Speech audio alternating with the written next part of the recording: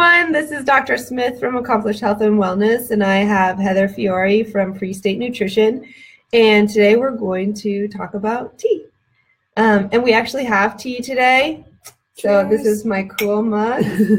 I'm drinking iced mango, and she's drinking jasmine lemon tea. Yum, yum. So anyways, I had a question for you about tea. And I was wondering what tea has the most antioxidants in it. Like, we always talk about green tea. Is that really the one that has, like, that's what I go for, but is that the one that always has it? Well, so I've seen some data that there's antioxidants in black tea as well, but the consensus seems to be that green tea does have the most antioxidants. Obviously, it depends how long you steep it, just like all the other components to tea, the caffeine and the flavor and everything else have to do with how long you steep it. Okay. But maybe on average, the average amount of steeping leads to like the most antioxidants in green tea.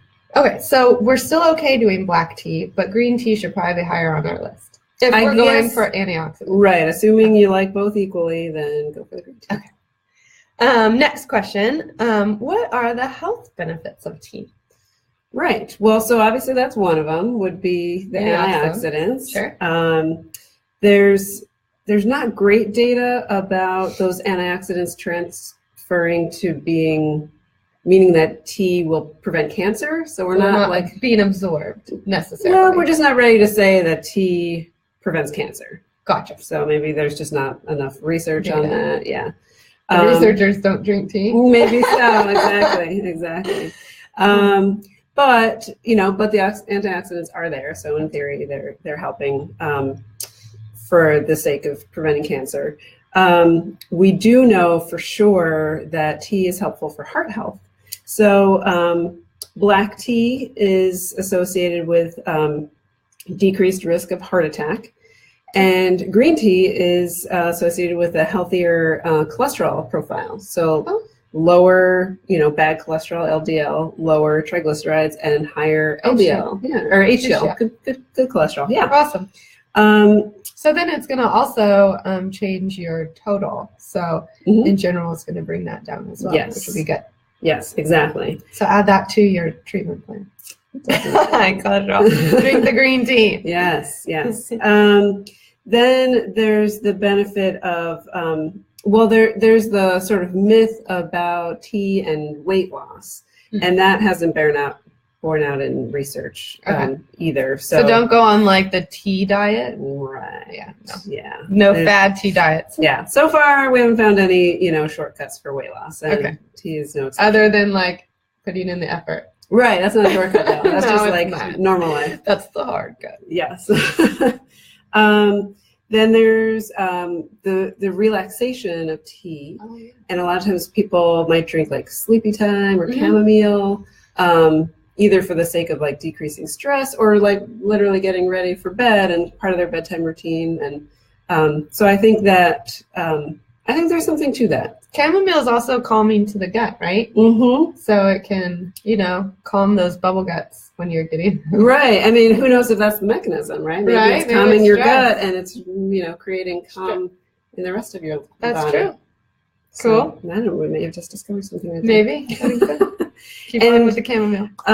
Then there's hydration, and so that kind of leads into a whole discussion in and of itself. But that that was actually my next question. So we know that tea has caffeine, right? And the caffeine is diuretic, which means it's going to make you pee. So can you count tea towards like your daily fluid volume?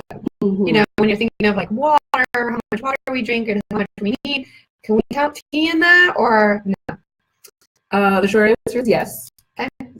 Tea definitely counts towards your fluids. So, a lot of people have trouble and get sort of hung up on this like 8 cups of water, and you got to have 8 cups of water, and people are drinking all sorts of other stuff and not thinking that it contributes to their fluids for the day, but it really does. And tea definitely does, even though there's a little caffeine.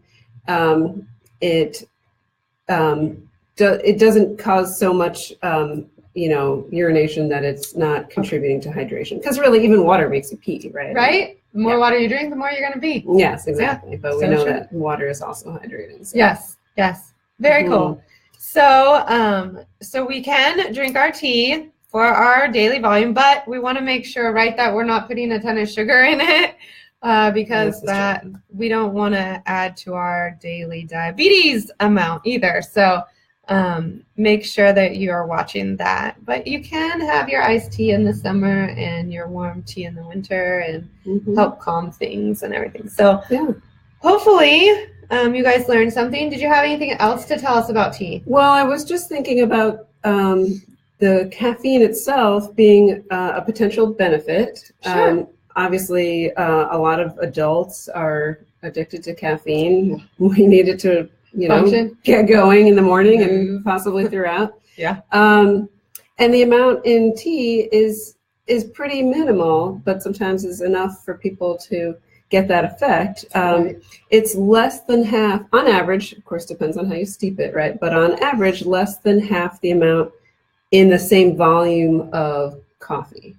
So, so it's really not a lot of caffeine, and pretty safe to drink, multiple cups throughout the day without worrying too much about that caffeine. Okay. I would say, just like coffee, by like 3-4 o'clock, you should really think about switching over to decaf or something else, so that it doesn't disturb your sleep. But otherwise, I think caffeine, can be, somewhat beneficial in appropriate amounts. So yeah. Cool. Anything else?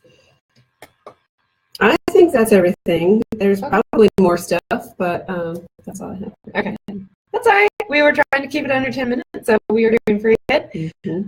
If you guys have any questions at all about tea, don't hesitate to ask. And then next week, we're going to be doing this, I think usually on Tuesdays, right? Right around the same time, 12:30ish.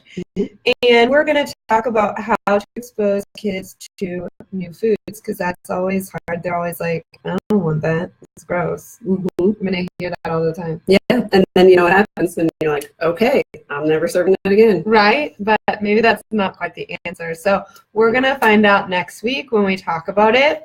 So join us, and like I said, if you have any questions at all, don't hesitate to ask, and have a great rest of your day. Enjoy some tea.